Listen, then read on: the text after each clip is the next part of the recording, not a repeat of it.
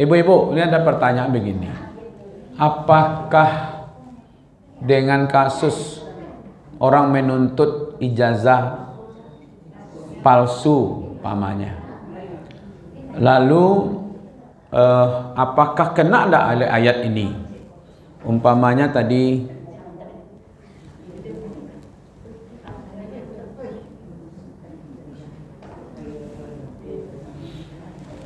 surat apa tadi? Surat Al-Hujurat ya.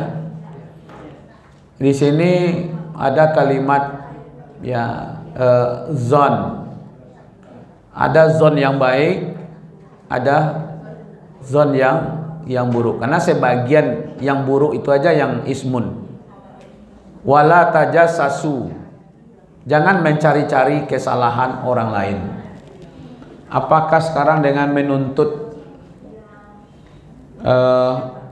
tentang ijazah mantan presiden Indonesia Pak Joko Widodo, apakah termasuk ya mencari-cari kesalahan gitu ya?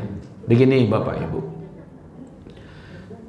yang dimaksud oleh ayat ini mencari kesalahan yang tidak ada hubungan dengan kita, tidak ada hubungan dengan profesi kita, tidak ada hubungannya dengan rakyat. Ya, kalau dia seorang aparat, ya kan, lalu ada yang dizolimi, maka aparat akan menyelidiki, ya kan, ada penyelidikan, ada penyidikan, ya kan, dipanggil. Jadi bukan dengan alasan mencari kesalahan orang lain, enggak. Karena Presiden Jokowi ini menggunakan ijazahnya untuk menjadi presiden, menjadi gubernur umpamanya, atau menjadi wali kota, dan itu pejabat publik ya. Jadi karena dia berhubungan dalam peraturan umpamanya kita, ibu mau punya ijazah palsu mau 100 buah tapi tidak pernah ibu gunakan, disimpan saja di rumah, tidak ada masalah. Cetaknya ijazah banyak-banyak, itu simpan di rumah, tidak pernah ibu gunakan. Kalau digunakan mungkin untuk memukul ibadah umpamanya kan. Itu lalu ada orang, ibu tuh punya ijazah palsu gitu. Apa hubungannya? Atas nama apa ibu tuntut? Kecuali ibu menggunakan ijazah palsu itu untuk menipu orang. Nah gitu, orang yang tertipu tadi tidak menerima, iya kan? Dia umpamanya dia masuk ke perusahaan dengan ijazah palsunya, kan tak kicau apa tuh? Akhirnya nanti konsekuensinya kan ada. Gajinya karena nyola S2, gajinya sekian, nya lagi posisi gara-gara tadi ijazahnya tadi itu. Ya kan, berarti merugikan orang lain. Nah, kalau seandainya ijazah presiden palsu umpamanya, berarti kan legalitas kepresidenannya itu dipertanyakan. Nah, untuk itulah tentu dilaporlah ke pihak berwajib untuk menyelidiki itu. Sebenarnya tidak ada sulit ya sebenarnya ibu. Ibu tanyaan kamu gini, Ustaz ijazah palsu atau apa? Datang ibu ke rumah aku ijazah apa sulitnya gitu? Kalau seandainya ijazah ambo tidak palsu, ya ambo agian saja. Datang ke rumah sadonya bawa TV, bawa apa segala macam lah. Ya, wartawan segala macam. Aku ijazah ambo. Tahun sekian kuha caliak. Selesai mah. Kenapa hal dituntut seperti itu? Ada hak apa tidak rakyat? Karena menggunakan ijazah untuk mendaftar di KPU. Hah? Ya, nah kan gini kan belum tahu ijazahnya palsu atau tidak. Iya. Itu. Untuk membuktikan itulah harusnya dituntut gitu. Dituntut itu bukan apa-apa, dituntut supaya ini ijazahnya palsu apa tidak. Kalau tidak kan aman, udah selesai. Kalau palsu nanti akan ada imbasnya hukum. Tapi kalau ibu tidak jadi presiden, tidak jadi presiden, dia nak ijazahnya di rumah saja tata-tata, ya kan? Membungkui lado, membungkui bawang gitu ya. Apalagi membungkui kue gitu ya. Cetaklah banyak-banyak ijazah tuh, ya kan? Tapi tidak digunakan untuk merugikan orang lain, tidak ada masalah. Tetapi ketika merugikan orang lain, maka di situ tidak termasuk wala tajassasu. Jangan kamu mencari kesalahan orang lain. Itu maksudnya. Ya kan? Ini ada orang yang sedang naik daun, pamannya bukan naik kata daun. Ya, awak cari keburukannya, tujuannya untuk menjatuhkan dia. Itu yang disebut tajassasu itu. Ya kan? Diiri, didengki, tidak bisa awak menerima kesuksesan orang, lalu kita selidiki di matingganyo, sia suaminya, sia anaknya, bakar rajo anaknya, ikonyo segala macam, jo periuk nasinya awak cari di situ. Lihat do periuk nasinya pendak, kiranya jo magic masaknya. Ya kan? Itu yang disebut dengan tajassasu itu. Ya kan? Bukan menuntut awak ada di kicuannya. Atau di ngaduan ke polisi, beko polisi menyelidiki, sagan lo ama beko kecil lo mencari-cari kesalahan orang anda amat ibu, iya kan? Maka itu ada 6 syarat, jika itu terpenuhi dia tidak termasuk riba. Kalau terpenuhi 6 hal ini ibu-ibu, maka dia tidak termasuk gunjing. Jadi jangan dikira setiap menyabui orang tuh gunjang, tidak begitu, iya kan? 1, dalam rangka mencari hukum. Ada suatu kejadian yang buruk, lalu kita, Pak Ustadz, kalau iko yang terjadi perangainya ba'a menurut agama, itu tidak masuk gunjing tuh. Tapi memang disampaikannya kepada orang yang punya kredibilitas di situ, tidak sepanjang jalan, tidak sepanjang kadai, ya kan? Gitu.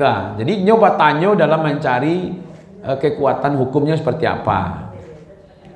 Yang kedua, bukan apa istilahnya ya, kalau menjadi saksi, memang ibu tahu, nampak, ya kan? Lalu ditanya oleh hakim, apakah saudara saksi melihat ada di tempat kejadian?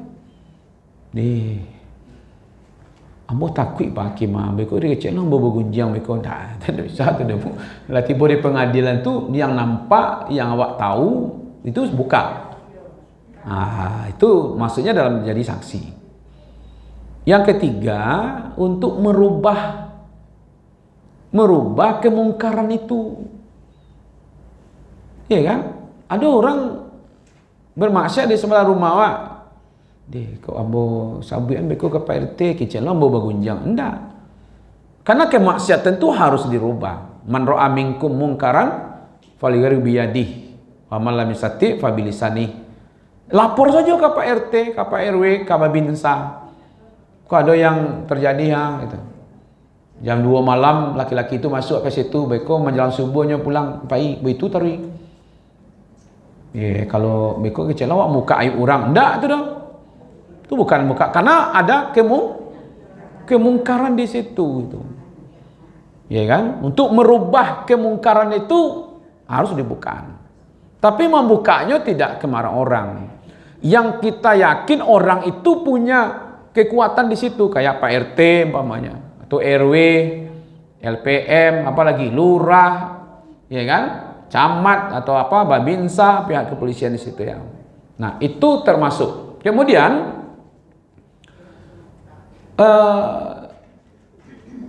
dalam rangka merubah, memberi nasihat.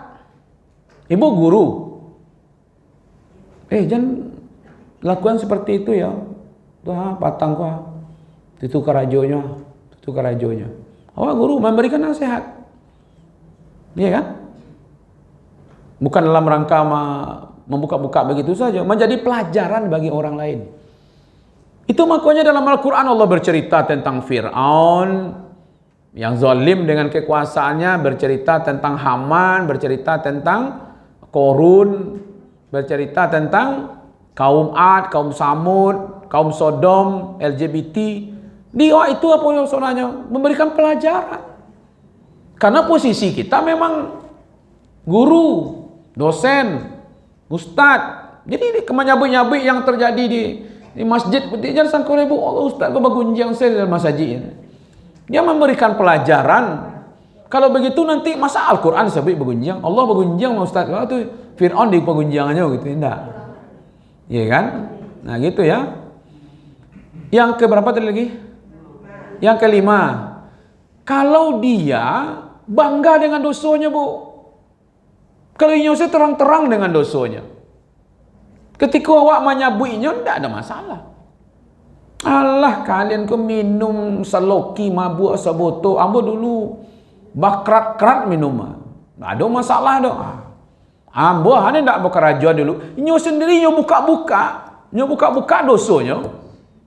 Tapi kalau lah babisiaknya ke ibu, ya kan, ini ibu, bu. Jadi ibu, orang babisiak, ibu umumkan. Ya kan?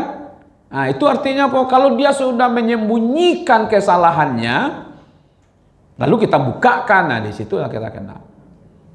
Ya kan? Jadi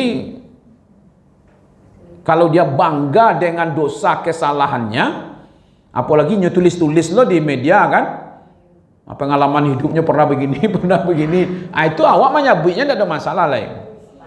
Ya kan? Nah, yang terakhir itu kalau dalam rangka pengenalan, memang dia terkenal itu gitu. Namanya Hasan Basri namanya, Bu. Tapi yang terkenal itu mah hitam, di badannya hitam. Jadi namanya itu memang terkenalnya itu, bukan awak mengejek hitam-hitam dah gitu dah. Ditanya ada ibu di Matingga, di komplek Bumi Minang, aduh nama apa tuh Pak Hasan Basri. Rumah tuh itu tinggal ada kayak itu, rumahnya ada itu, ada pagarnya itu. Boleh enggak mah hitam tuh, gitu enggak? Atau manjang. Apa lagi? Mak puak. Pak pendek. Kan mencaci tuh. Mencaci pendek lah, gapuak lah, alai hitam lah. Iya kan? Justru di pasar lereng itu terkenal tuh pical mak puak. Ya, di Bukit Tinggi. Ambo dulu kalau di Padang Panjang tuh selalu tuh pasar lereng Bukit Tinggi itu ada tuh dulu, masih ada gini. Pical mak puak tuh masih ada. Masih. Hah? Pasar lereng Bukit Tinggi itu terkenal tuh sama puak. Kalau itu tenarnya di situ, lalu kita menyebut, walaupun kan seolah-olah mencaci itu kan fisiknya, pendek lah, gapuk lah, hitam lah, tonjang lah, gitu kan. Nah, kalau itu yang terjadi dalam lingkungan kita, maka itu tidak termasuk ghibah. Ya, nah, kalau gitu ibu-ibu inginnya seperti apa gitu? Posisilah diri awak. Kalau sebagai guru awak umpamanya, sabian kan murid awak. Kalau sebagai orang yang mencari hukum fatwa tadi, cari orang yang berfatwanya. Kalau ingin merubah kemungkaran, cari orang yang bisa merubah itu. Bukan berarti harus diembor-gemborkan gitu. Ya kan? Nah, kalau kita ketemu dengan, ya kan begini ibu-ibu, kalau tidak benar itu fitnah namanya. Kalau itu benar itu ghibah namanya. Ya kan? Nah, kalau ada di media massa umpamanya, sekarang ada berita-berita, benar apa tidak itu? Cek dulu. Oke, sudah ketemu, ini benar. Ibu mau share, ini bermanfaat enggak untuk orang? Kepada siapa saya share, untuk siapa, apa manfaatnya, itu penting. Kalau dia untuk merubah kemaksiatan ini, share-nya kepada siapa? Kalau saya mau meminta hukum, apa hukumnya kok ada kejadian seperti ini? Itu berarti dikirimnya kepada siapa dikirimkan, nah itu penting. Kok kadang-kadang di WA aku ibu 60 grup WA 60 itu yang dikirimkan 60, ya kan, sekali kirimkan, nah itu yang terjadi, ya kan. Padahal kadang-kadang dia benar tapi tidak dibutuhkan oleh orang lain, ya kan, kecuali yang bentuknya dakwah, gitu ya. Jadi itu yang bagian dari wala tajassasu, jangan mencari kesalahan orang lain, ya kan, jangan menggunjing sebagian yang lain, itu yang dimaksud di situ, ya.